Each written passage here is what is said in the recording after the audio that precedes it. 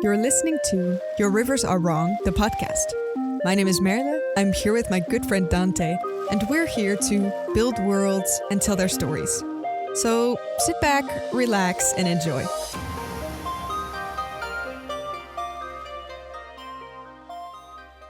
Hello, welcome back to the Your Rivers Are Wrong podcast. Come in, sit by the fire, make yourself comfortable. My name is Dante. I'm one of your hosts for today. And I'm the other one. My name is Merle. And today we're going to talk about, as we always do, the art and aesthetics of world building and the storytelling that comes of it. How are you doing today, Merle? I'm pretty good. I did, unlike you, as I just heard recently, I did the most lazy morning routine. Because for me, nice. Okay. In case our listeners forgot, for me, it's like 12 right now, like mid-afternoon. Or like, how do you say that? Start afternoon, end of the morning. And for you, it's like 6 o'clock, which is a difference. 6 o'clock in the morning. Yeah. So, I'm ready. I'm awake. Did some yoga. Had like a long shower. Nice. Are you jealous already? Very. I'm sorry. I never really do make time to do yoga. I gotta say, that's not really part of my schedule. But if I did have that time, I would take it. Did you ever try it though? Yoga? Yeah, of course. Okay. That's good. I don't think I've ever sat down for like those really long sessions where it's like excessive yoga, you know? Honestly, for me, I can never finish the long ones. I'm always like, if I have a good day, it's like 30 minutes and I'm like, I'm done. Which is good because if you do it daily, then 30 minutes is fine. But I think my roommate does it because I just do like at home yoga. Mm-hmm. And my roommate just goes to classes and stuff. And they're like 1.5 hours. And I'm like, dang, that's so long. How can you keep it up? Yeah. Yeah, exactly. It's a stretch, literally. I remember I started Sorry. Okay. This is gonna be one of those episodes. Yeah, one of those episodes. We're barely 3 minutes in. I remember I started I tried to do P90X. Have you ever heard of P90X? What? No. What? It's like this intense 90-day program where you're supposed to come out like either super fit or ready to be super fit. Okay. And one of the days is literally just yoga. It's like all yoga, and it's a super intense program. So I'm like, okay, good. We get to sit down. We get to relax. The yoga episode was like 90 minutes long, like a proper hour and a half. That's solid. And I'm like, how much more yoga can we do? Like, not only was I like tired, I was also like, it was very slow. Like, it wasn't very high intensity. Yeah. So I wasn't like getting my blood pumping. I was just like sitting there a little bit bored, a little bit stressed out because it's been like 70 minutes of yoga. Yep. That's intense. Yeah, and those goes to show. In a way. Yeah. But is it like a genre or is this like a sort of challenge, like a fitness challenge that you do? Yeah, it's like it was like a 90-day program where every day you have like a different exercise to give you and you got to repeat eventually, you know. Dang. Yeah. Did you finish it? No, of course not. Oh. Also, what I wanted to bring up, because this happened literally yesterday, on your end of the world, is Wordle a really big thing? Wordle? Wordle. I have no idea what that is. Should I know about this? Okay. No. Okay. I'm just saying it's something that has taken my side of the state by storm. Basically you have like 6 tries to guess a 5-letter word, and there's a couple of clues involved in it. You guess the word and it tells you if you got letters right. Oh, okay. Like, if you got them in the right spot. Oh, we have a spell show like that. It's called Lingo, and it has like this super old people television image to it. But it's really fun.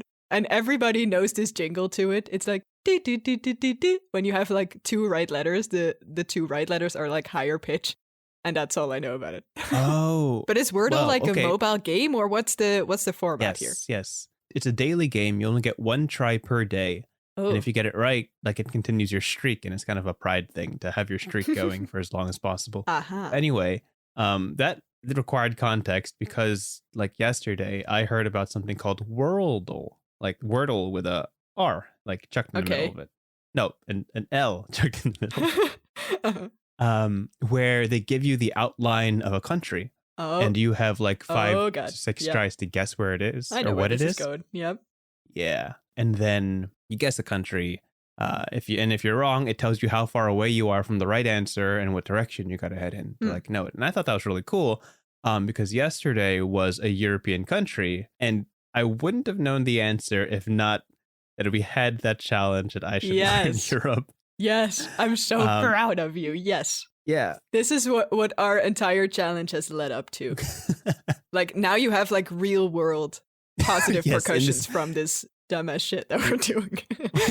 This one online game. Which one was it? I was watching my coworker. It was like Austria and then Germany and then Belgium. They're like, I'm getting closer, but it's not really it. The answer ended up being Czechia, which they didn't know was like a place. But we literally talked about Czechia like it's a month and a half ago. Yep.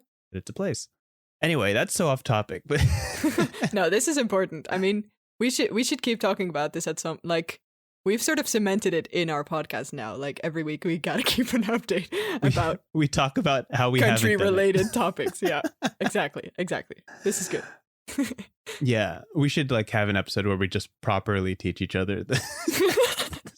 I mean, sure. I don't know if anybody would want to listen to it, but yes, I would be invested. Much closer to world building than actually talking about the world. The real world. I know, right? The literal world. Yeah. But anyway, that's an episode for another day. Keep posted, you guys. It will happen eventually. I'm not sure. Eventually, yes. Should be promises, no. Yeah. So how about we get into the first topic of today? Sounds good. How do you feel about good that? Plan. Should we? Cool.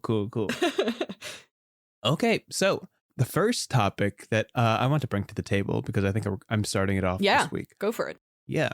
I have to preface, I am not a knowledgeable expert on this. I do not know enough about this to be like a source of learning. How about that? Let's go with that. Sure. Okay.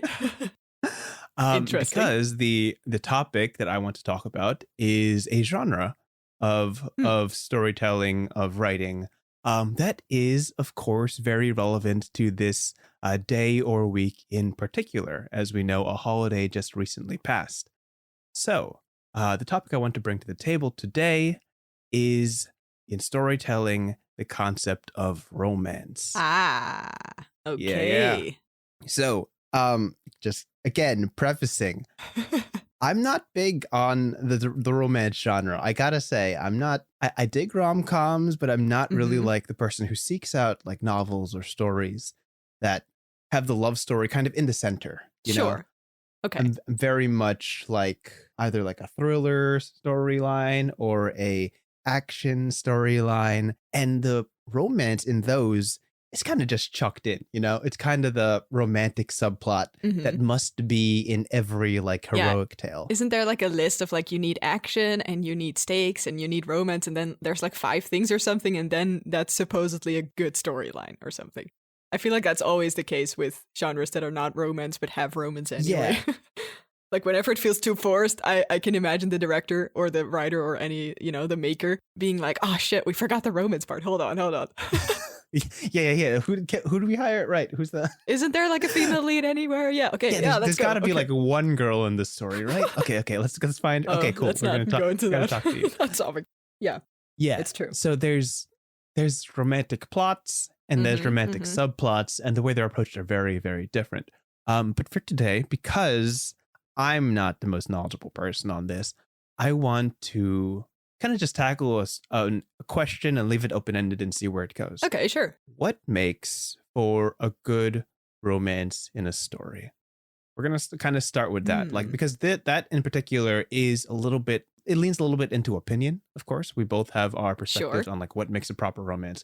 And then there's like a concrete answer to like how to build a romance in a story. Yeah.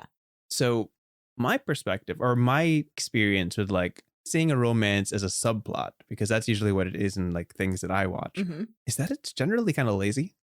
It's not, okay. It's not the strongest part of the story. Kind of fair. Yeah. Like, hold on. What means lazy then? Like, describe this for me. Does it mean like it feels like a sort of unnecessary thing? Yeah, it feels tacked on, and I'm often very surprised if there isn't a romantic subplot in a story, you know? Oh, okay. Like, yeah. You see main character, you see if it's an action story, it leans towards like a male lead or something like that. And you see like the girl, right? Have you know the 5-man party? You know the concept of the 5-man party? No. Where it's like, so there's hero, Lancer, which we talked about, smart guy, strong guy, girl. Oh, right? Sure. Girl is like her entire character. Okay, cool. Yeah. Cool. No, okay, yeah. I can immediately like think of a number of examples of this, yes. Exactly. And but usually it's not always like, sometimes girls slots into the other ones and the 5-man party is condensed into parties of 4 and 3 to kind of put all sometimes the girl's actually the smart guy. No or shit. The strong one. Or the strong one. Are you kidding me? Yeah. Okay, yeah, but got also, it, yeah. Yeah. Also, the 5th role is like usually like heart and usually like the moral compass of the party, things like that. But if you see that structure, and in, of course, modern media is trying to get better at it, but usually if you see girl, she is romantic interest, like caveman period, you know. Yep. And often it doesn't get more nuanced than that. This is me just kind of voicing my gripes about this whole process. And usually if there's a romance, they get to the point where they like save the world and then like confess to each other, and then the story ends, and the story never kind of builds on what that romance eventually looks like. You know, you never see the epilogue. You never see There's no sustainable relationship. No, it's just exactly. And if there's like a second season, then they're like, okay, how do we milk this more for more content? And they have like, oh, they're having relational struggles. It's a problem. It's difficult. And I'm just like, okay, why can't they just be like happy? Or be like two emotionally stable people working together in this new dynamic. Yeah. I think not a lot of stories explore that second part, actually. And it's a shame because, I mean, I'm already thinking so many things. Like this, of course, links to the Bechdel test. I think you've heard about this. Yes, of course. Yeah, yes. Where it's sort of a quote unquote test. It's not like an official thing, but where you can check if there's 2 female characters in a story for the uninitiated.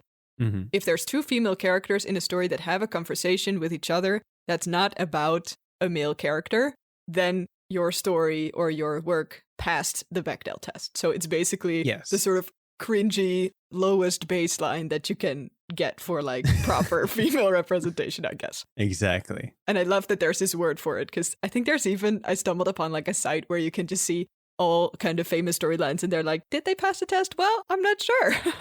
Like there's a lot of stories that don't pass it. It's real awful. It's a proper conversation that needs to happen with every movie. Yeah. People should just make female characters. But we're getting better at it, I feel. Yes, yeah. Anyway, that's a side note. But I feel like a lot of times that's also very sort of relevant in talking about romance, right? Because very often, like 90% of romance is, of course, straight romance, male, female. Yeah. And then whenever you have a female character, that's sort of all she can do. I don't want to be like all super feministic about it, but it's kind of what you're going to talk about. Yeah. Which is why instantly gay romance or queer romance in storylines is already for me more interesting. Not because it's queer, but because it doesn't have this sort of standard slump of the sort of straight romance trope, I guess, where the female character is nothing but romanceable. And that's all she can do. And I think also the second part that you were saying, like the relationship building and evolving, is things that people don't want to read stories about, I feel sometimes, because it's not the most interesting part of a romantic relationship. Often the sort of most exhilarating, I can't talk from experience, but I imagine the most exhilarating part of, falling in love and being like, will they, won't they love me? Are we on the same path here? Blah, blah, blah. The whole sort of back and forthing between it gives the most stakes, I guess. And then the sort of sustainable relationship is, I guess, more boring to read. Yeah, which less is stupid, of course, but because it's so important. And there's a lot of people that can't do it. So maybe we should write it more. Yeah. Yeah, it's crazy because like it's so pervasive that I can count on like my hand the number of times that a relationship followed through. And then like we saw the repercussions of it like for the rest of the series in a healthy way, like yeah, exactly. Yeah, it's true. Like if they like immediately break up or start having a fight or when their relationship is an important factor in the story and not just something they talk about on the side. The thing that immediately comes to mind for me is Castlevania. Castlevania is a Netflix series where two, the male lead and the girl character like get into a relationship, and the second season addresses how they have to adjust to each other's lives. Like it's not all sunshine and rainbows. They're not both just heroes like all the time. 90% of the time they're trudging through like waste, going through bad towns, having to deal with problems. It's like, oh, this is like your real life. It's not always just hunting vampires, you know? Yeah. In a good way, you mean, right? Like it's interesting. Of course. Yeah. Yeah, it's interesting. That's the thing. Sure. Like the fact that they actually talk about it, and by the end of the second season, they kind of reconcile. They're like, okay, like I get it. So this is your life, and that's okay. Like I'm kind of like this too, and that's good. That's good. That's a good way to handle it. But some stories, like I don't know what, like Legend of Korra, like the whole Mako Korra thing, a mess. Yeah. It was kind of bad because they planned to only have one season, and then when they got renewed for a second season, they were like, okay, so now what do we do with Korra Mako, because we rushed that, and that never like was a real solid thing. They just kind of fell in love because they were the two characters, you know? Yeah. Yeah, just fair. My own gripe on it. But and that's the difference between a romantic plot and a romantic subplot, that the amount of time allotted to them are very different, and the amount of time they get to grow or have the relationship feel natural is just entirely two different things. If you're reading a book for romance, the whole book is devoted to it. There's plenty of time to develop into it. Yeah. Plenty of time to see the characters interact with each other, learn more about each other, get comfortable with each other, have chemistry, you know, like have proper conversations that aren't, do I like you? They could just talk about normal things. It's like a sort of reverse Bechdel test. Like, do they also talk about things besides love? Besides liking each other. Yeah. Yeah. And like you get to see them talk about like actually get that time to be characters that the readers or watchers can be invested in. And then you get to think about, okay, now do they match up? Yeah. I feel like this is literally my preference in any kind of romantic plot, like subplot or main plot, doesn't matter, that it's got to be like this sweet, sweet, slow burn. Because the slow burn, I don't know if this is like an official thing, but I always call this a slow burn in my head, where characters are basically just together for some reason, doesn't matter, maybe fantasy, you know, any reason, they just interact. And then it just takes a shit ton of time before they realize that there's something interesting going on in their dynamic. And that means that they can just talk about anything and, you know, fix the main plot. And in the meantime, there can be something slumbering.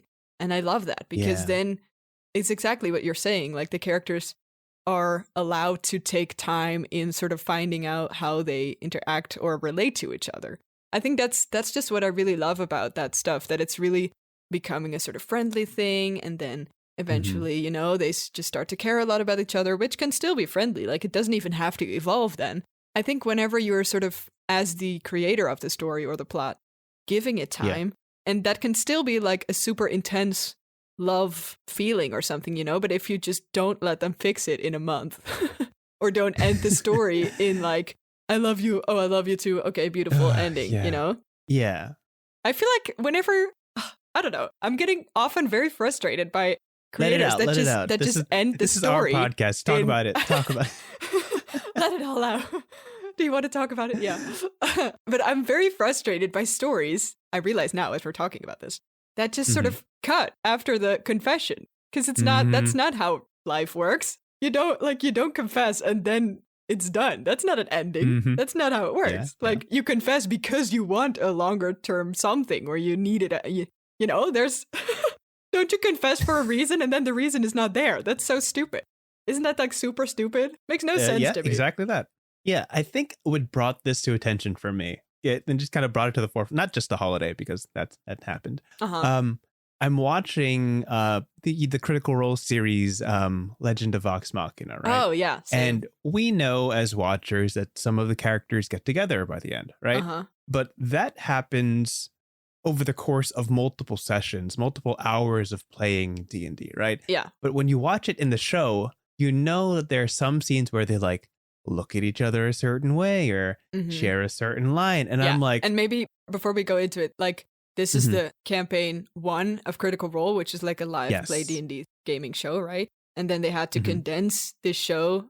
They did a really amazing Kickstarter. Hundreds of hours. Yeah, where they raised money for an animated series. And now they are making or releasing, because it's finished now, I think it's 12 episodes total of this entire big part of campaign 1. So this entire arc of like hours and hours and hours of gameplay has to be like in a small window of animation, basically. Yeah, 12 episodes of like half an hour or something each, which is maybe nice for context. Otherwise, you don't really know what we're talking about. Yeah, I just kind of assumed everybody. I just think I assumed everybody who watches plays D&D, and that's a bad assumption. But yeah, so like episode 3, like these two characters share like a moment, right? And I'm like, all right, that's it.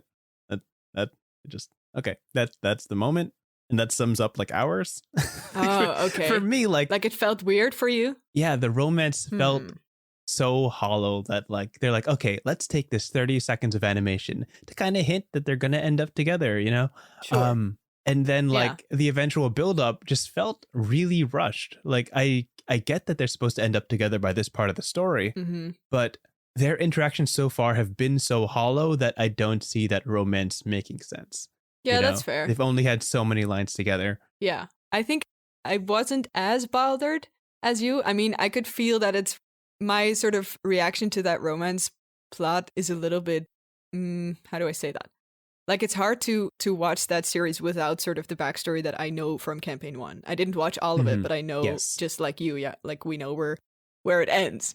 And I think because I have this in my brain when I watch this, I can sort of fill it in myself. But of course, if you're a new viewer or you don't know the backstory or you haven't seen campaign 1, it's not really logical, I guess. Or yeah, what you're saying, like it can be really rushed. Yeah.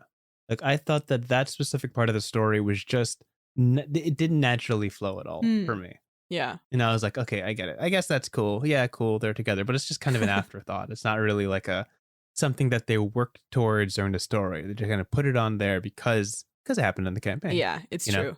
And to be honest, like as a creator or as, makers of worlds and plots ourselves, I think, give credit where it's due. I think it's also really hard to do in general, like make a good sort of romantic, I guess, sort of underlying current in your story because it should and can be very subtle.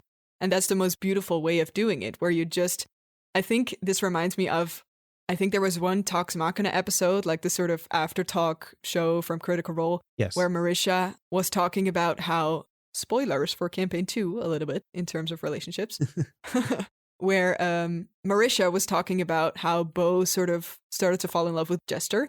And she described it as like, I guess Jester just did something, or Laura's character did something where she just felt like, she cocks her head and it's like, that's kind of cute. And then that's it. That's a moment, and that sort of subtlety. I really liked how she said that because I think it's really true to like proper romantic storytelling where you have to sort of not really get it at first, or you just are enamored by it, but that's it. And there's no sort of follow up to it until a second moment like that happens. And you're like, dang, she's really, she's great, And then that can sort of evolve. And that sort of arc, I think, is so hard to do. And if you want to spread it out properly, because I think you really should. I really don't like the sort of love at first sight thing, I guess, because it feels like not like real life, at least not to me. I don't know if you've ever had this, but I barely can fall in love at all. So if somebody's like, damn, I love you instantly, I'm like, okay, okay, I guess I'll just go with it. But no, Wait, have you ever had those moments where someone just is like, oh, I really like you, and there's like no context, no build up? I just find it weird. I don't know. That's probably also just me. But whenever I think I had like one moment where in real life somebody confessed to me that she was like really into me. And I was like, but I don't know you. Like, what do I do with this? It was super confusing to me because that's not at all how I work, like how I find it sort of logical. That's sort of the spreading out what I mean. Like, I really don't know how you can be in love or I guess enamored or how do you say that? Like infatuated with someone that you don't know anything about. That's just a super weird thing to me. I guess people can have it, but it's never relatable to me, which is why I love the sort of subtlety in good, for me at least, good, enjoyable romance plots where it's really spread thin at first and then you're like, is this a thing? But you also forget about it because there's a lot of other things happening. It's really nice if it's sort of a sprinkle in between. And then if it builds up, then it's even more satisfying because it takes so long, I guess, for me. Yeah. It just has to be that, at least for me, for it to be satisfying in the stories, it just has to be something that feels natural once they start talking about it, if that makes sense. Like if they bring it up and they don't know each other well enough, like I feel like there's a difference between the romance being implied from the first time they meet and a romance that for sure kind of happens because it feels natural progression of what's going on. Yeah. What actually was a very nice slow burn to me. I don't know if everybody likes the series or appreciates it. But for me, like watching The Dragon Prince, which is an animated series, that romance took 3 seasons. And the first 2 seasons were not like romantically leaning at all. Like I guess eventually like they started liking each other and that happened. But like to wait 40 episodes for it to actually be like considered was very satisfying for me. And then when it happened, I'm like, well, dang, well, that's the end of the slow burn. Fine. So be it. Yeah. It's even more satisfying. Yeah. Like 10 times more satisfying to me when it just takes forever. But not if they draw it out just for the sake of drawing it out. No, there's not a point forced, to the slow burn where there's definitely a point to the slow burn where the author can just be dragging it on for too long, and it's like, okay, stop teasing it. We get it. Like if they're just oblivious for 100 chapters. Oof. Yeah, I think that's also really important to think about. Like, I think it's probably like the easiest thing to just do love at first sight, and then everybody knows what you're talking about. It's done. They confess. End of story. We all know this sort of line, this arc of romance. But for me, that's super boring because it's easy and because it's not relatable, as I just said. Yeah, again, like I think it's really hard to write a good slow burn, which is maybe why either people don't do it or they do it wrong. Like, that's fair. I don't know, there's not a lot of them, I guess, in comparison to like love at first sight, instant relationship, I guess. Because it's the anticipation, and you want to build up that anticipation like naturally. But not everybody like gets the timing right. I remember there was a rom-com anime or manga that I was a huge fan of called Nisekoi.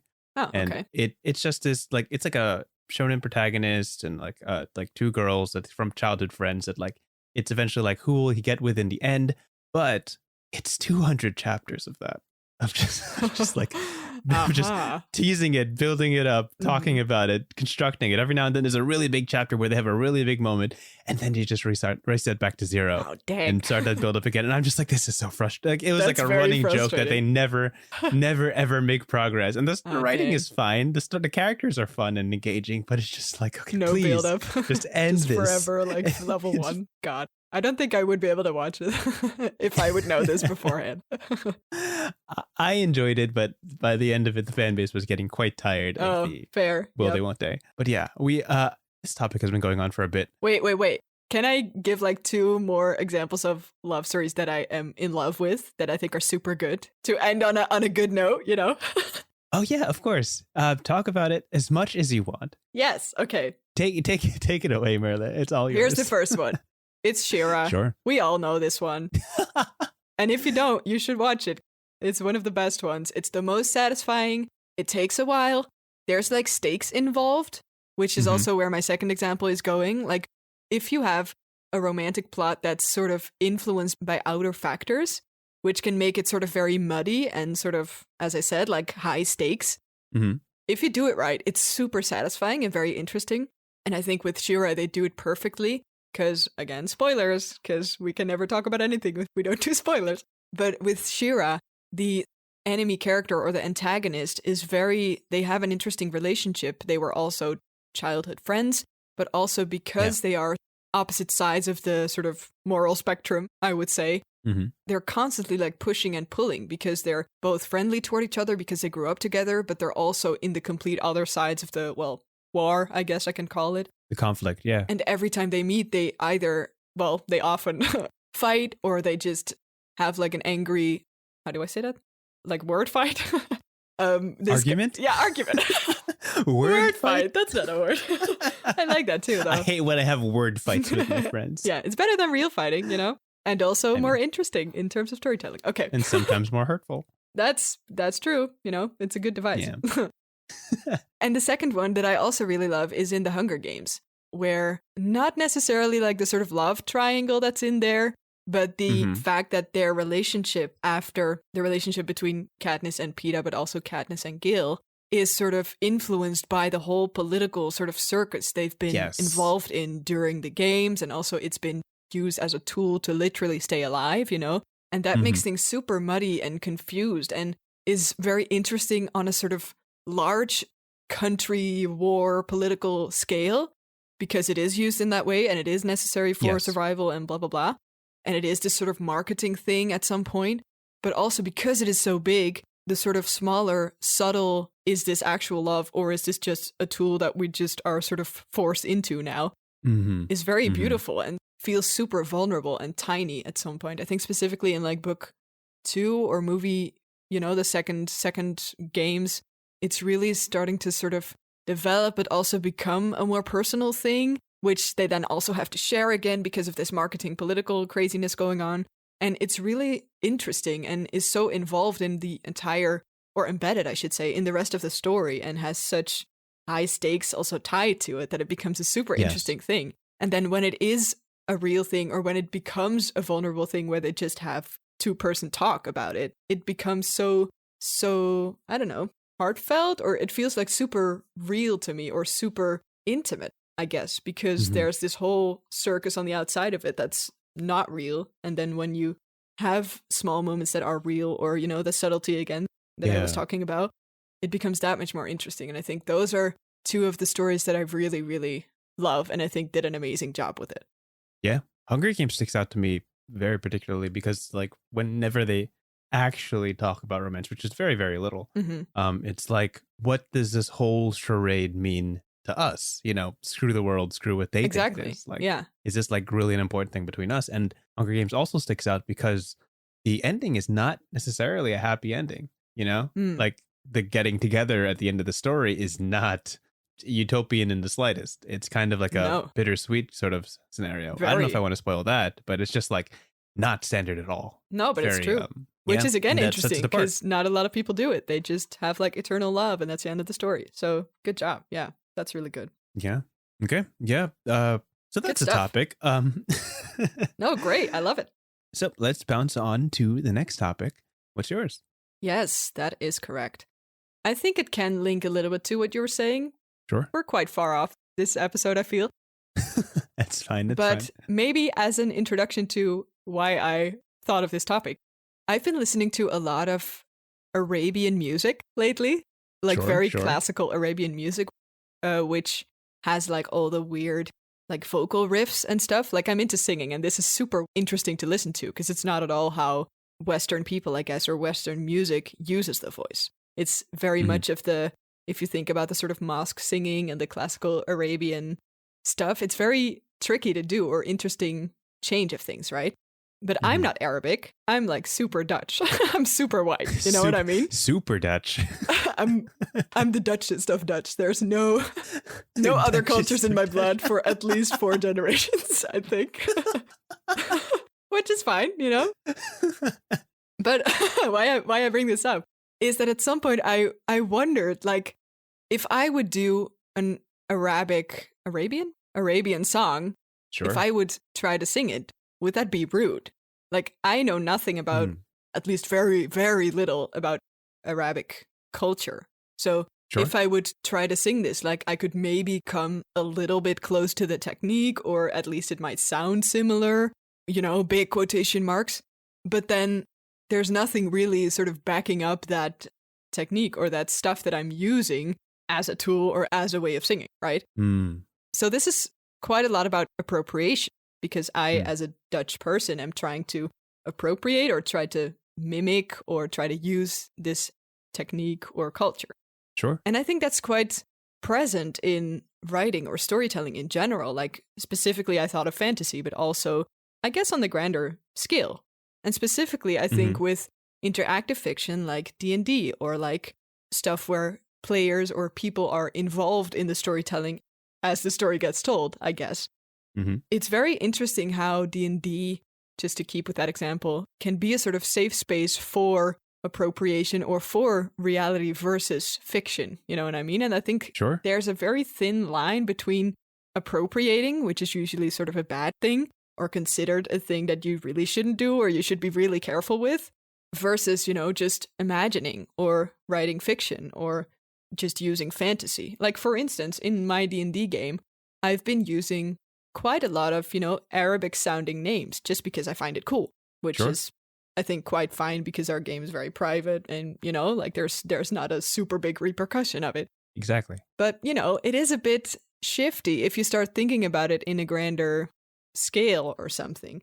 And I wanted to talk with you a little bit about this sort of, maybe a little bit about appropriation, but specifically sort of real world influence on our imaginary stories or worlds, right? Absolutely. And I think usually realism or a realistic feeling to a story or a world is very important and super useful. And I think really adds to the sort of engagement that the audience or the reader or, the one that experiences it feels to your story.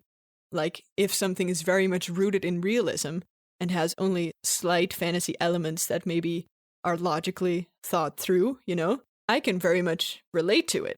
And the line between the realistic part of a story and the imaginary, exotic sort of evocative part of a story can be really thin. And you can do it really well, and it can be a very great combination. But there's also a lot of ways that you can do it wrong. And there's, specifically lately, I think with, for example, the live action of Mulan from Disney, and for example, which is then a sort of bad example, I guess, versus, the film Coco, where they represent Mexican culture in a very appropriate way, according to the audience. Because again, I'm not Mexican.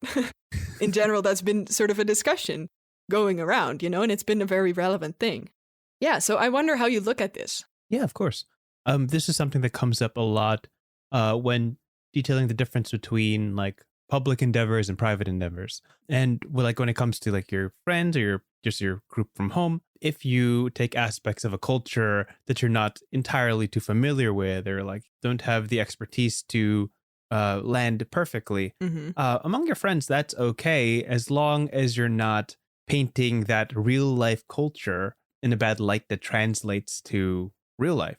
If you're, I don't know, if you're not Chinese and you do an entire Chinese setting and you're just getting everything wrong and disrespecting the culture that leaks into real life, that's a problem. You kind of gotta talk about that. One of the biggest concerns of campaign 3 of Critical Role, as we talked about earlier in this episode, is that their campaign is leaning more towards desert scenes, places that are more familiar or relatable or visually similar to a more Middle Eastern aesthetic. Yeah, sure. And already the quote unquote fans of the series are well, there's no way they'll get it right. It's a cast of white people, And so what line has to be drawn? What culture studies have to be done? What topics can they cover that aren't considered insensitive in representing Middle Eastern culture indirectly through their campaign? And it is almost no right way to do that will exactly match what people are hoping for and looking for. Because at the end of the day, it's a fantasy campaign. It's not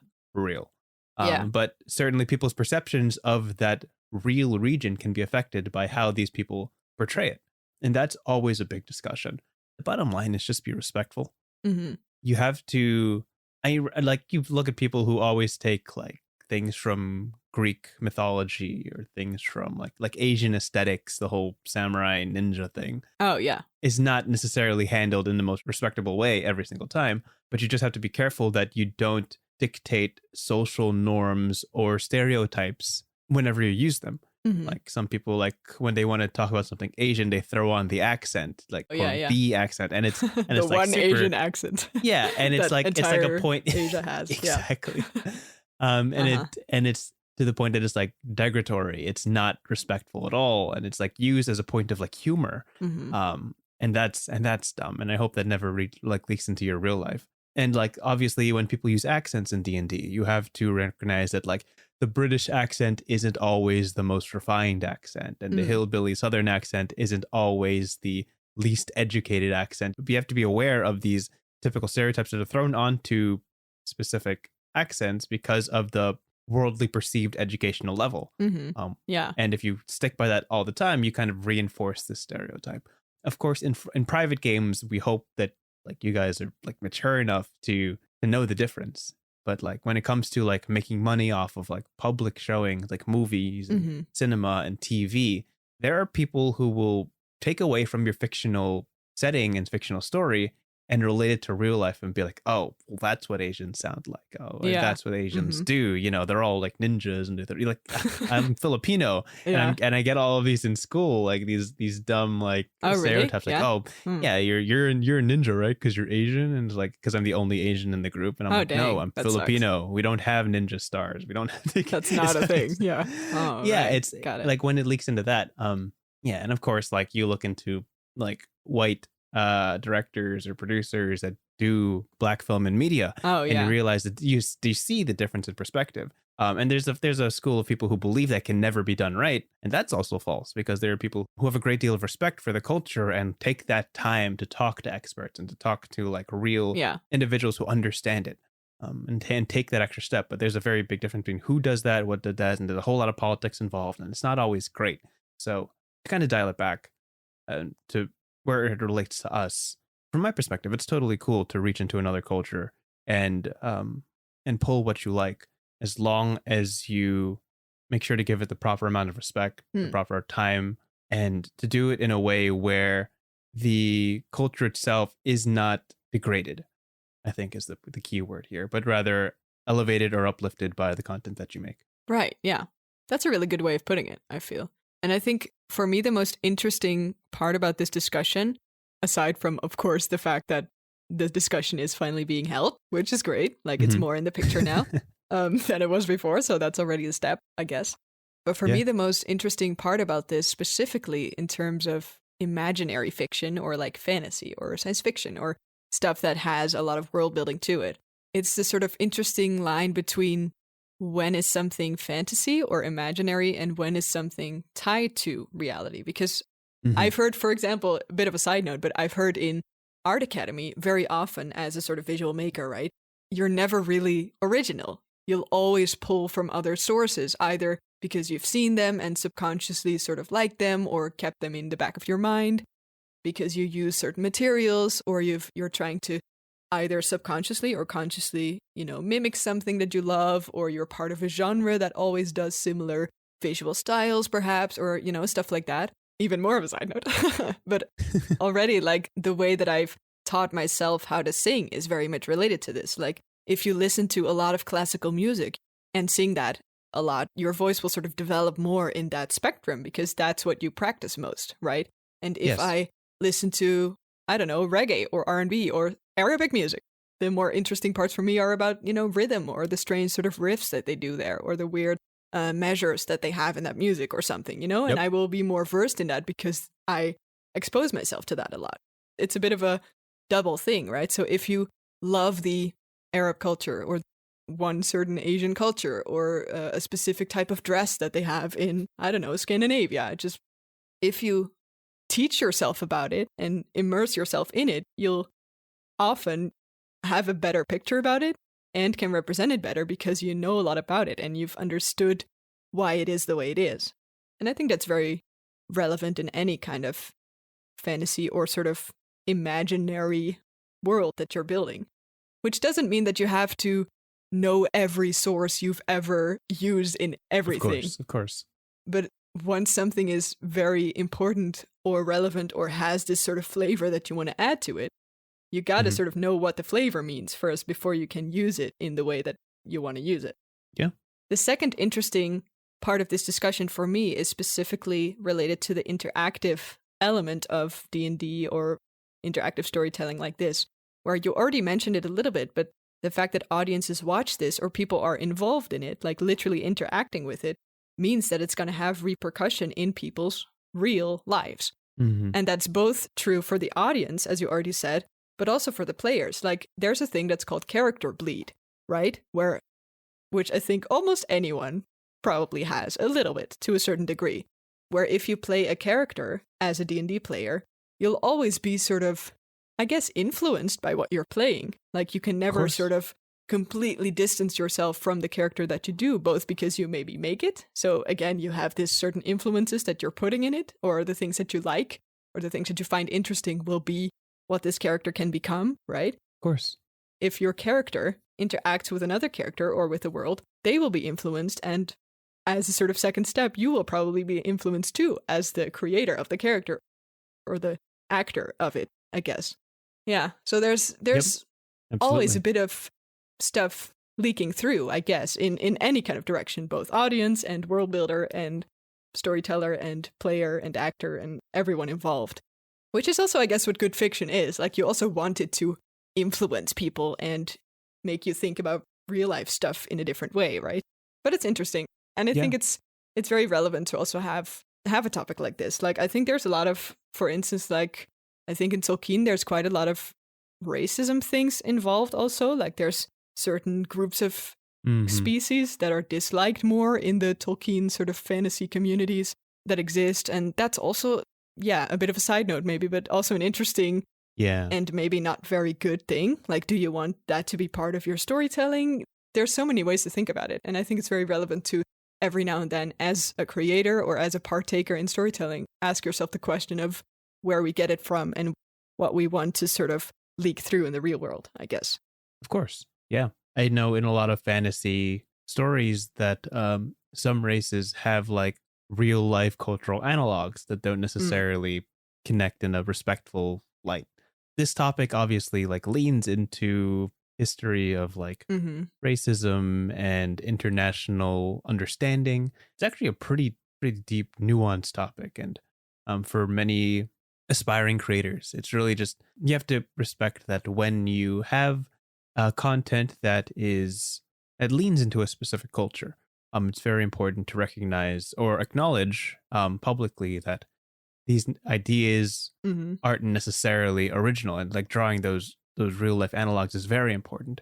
And recognizing that like you have been inspired. Yeah, I like the way you say that. You have seen something in this world. Like this is like you have seen this in this world, and you recognize the correlation. Yeah, you didn't just come up with this. Like, this is clearly something pulled from real life, and it's a great thing. Like, it's also not necessarily a bad thing to be inspired. It's great if you can sort of pull two sources and make it into a new thing and combine stuff and find new common ground between it, or not common ground, and have a nice, interesting conflict going on. And that's also what storytelling is and should be, I guess, to find new relationships between perhaps existing elements. Yeah, of course.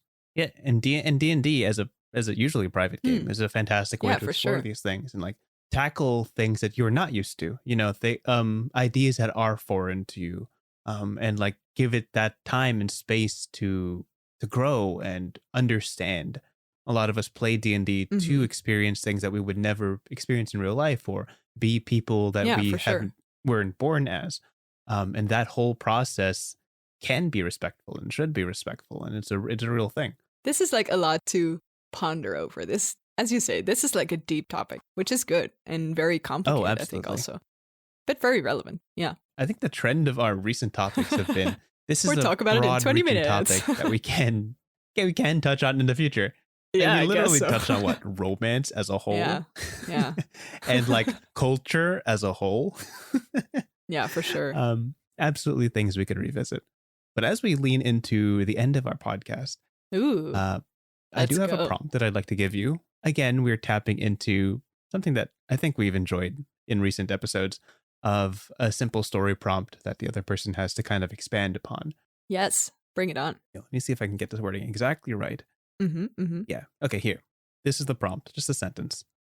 The main character finds the monster they were looking for. Oh, that's it? Ooh, okay. Ooh, the main character finds the monster they're looking for? That's the whole prompt. Ooh, interesting. Yep. This can go all sorts of ways. Okay. Let me think on this. This world that this character lives in or travels through is a very desolate world. There's a lot of empty space, endless fields of grass, plains, deserts, big lakes. There's a lot of strangeness. Like this character is a stranger, a foreigner in these lands. And as they're traversing it, they start to realize that certain things tie into other things, and slowly the landscape starts changing. And I think as this is the start of our story, we see this character traveling for a long time. We see the sort of loneliness or the sort of desolateness of this landscape. Kind of Samurai Jack style, if people know what I mean, sort of lonesome stranger doing their thing kind of vibe. And we don't know where they're going yet. We just see them for weeks and weeks on their feet, moving through this strange country. Every now and then they meet another stranger, a merchant, a group of, wild horses or something like that. They experience, poisonous plants. They experience quicksand, stuff like that. There's hazards, there's brute forces of nature, there's very peaceful moments. And still we don't really know what they're looking for. And as we see the character grow more nervous and grow more impatient, perhaps, we find that they're becoming more cautious and becoming more careful, specifically as the landscape changes into a more rocky, sort of, how do you say that? Like less lush place. It's a bit more stripped down. It's quite gray. There's a lot of stone structures. There's a lot of caves. It's more mountainous, some snow every now and then. And we find that this character is looking for a specific opening in this rock formation that's nearby. And as we see them finally finding it and sort of wriggling themselves into a small, sort of irrelevant looking cave, we see that they're slowly getting deeper and deeper into the mountain. We start to understand that this is the place where they're heading, or this is what they were going to all this time. And some time passes and they travel deeper and deeper into this cave. And this becomes almost a sort of, how do you say that? Like, not dreamlike, but very as if the whole theater is black and you just see a spot on the main character. Like it's a sort of surreal thing because everything's so dark. There's nothing but dark creatures that sort of scurry away in the shadows. It seems like a sort of endless night here. And finally, in the last, how do you say that? Like last chamber of this cave that they're in, we see a very still lake. It's like a dark pool. And there's a sort of booming voice as they enter this place that sort of calls out to them and asks them why they're here or what they're looking for. We don't know where it comes from. We don't know what it is. But the character seems to understand and seems to realize that this is supposed to happen. This is part of their story. We as the audience perhaps don't know. And we see the character sort of slowly wade into this water, become fully submerged into this sort of inky, dark, black goop water. And we see them sort of, let me think on this. We see them come out again and have understood that all this time it's been sort of themselves that they're trying to cleanse. And the character hasn't changed, but suddenly we see, in terms of appearance, but we see as they wade out of this water, the whole darkness doesn't stick to them anymore. And there's a sort of purple, glowy, kind of weird magic-y stuff that's sort of left behind in the water as the character leaves it. And they smile for the first time. And I think it was something inside rather than outside that they were looking for. Ooh, I like that. I could visualize it. I think that was the big thing. Like as you were describing That's pretty good. Like at some point I was like, wait, there should be like a monster. Hold on, what's this thing again? I was like, yeah, landscape, I mean, kind of. That's a struggle of, good descriptions where you're like, wait, where were they going again? No, I dig that. I think the interpretation of monster was wonderful. Just figuring out where that lies. I want to watch Samurai Jack again now. Very fun. Cool. Oh, this was a Samurai Jack reference? I mean, I feel like that vibe was in my head. Oh, okay. As I remember. I actually haven't watched that series. Like I know of it, but I haven't watched I think I started it like 3 times and I really wasn't. I'm not that much of an action genre watcher. Sure. Like audience, like is not my favorite genre, which I think is why I didn't finish it. But the whole sort of desolate stranger in a foreign land that nobody is in is very much present there. And it's really cool. Gotcha. A lot of good mystery there. Love it. All right. So this was a great episode. Dang. This one. Yeah. This is a real long one. Love it. We touched on a lot of stuff. Yeah. And as always, we will pocket those topics and perhaps bring them up in another episode in the future. But until then. Exactly. Thanks for tuning in. Thanks for hanging with us this whole time. Hope you had a wonderful holiday, and I hope you have a great rest of the day, week, month, year. Yeah. Ad eternum. Again, have a great time building your worlds, telling your stories. But always remember, your rivers are wrong. Yeah, they're pretty wrong. Yeah. Have a good one. Thank you so much for listening to this episode of Your Rivers Are Wrong. If you have any questions, comments, or ideas for future episodes that you'd like to hear us cover, feel free to contact us at yourriversarewrong@gmail.com. Our intro and outro music is written by Maarten Schellekens. Thanks for that. And again, thank you so much for listening. We hope to see you at the next one.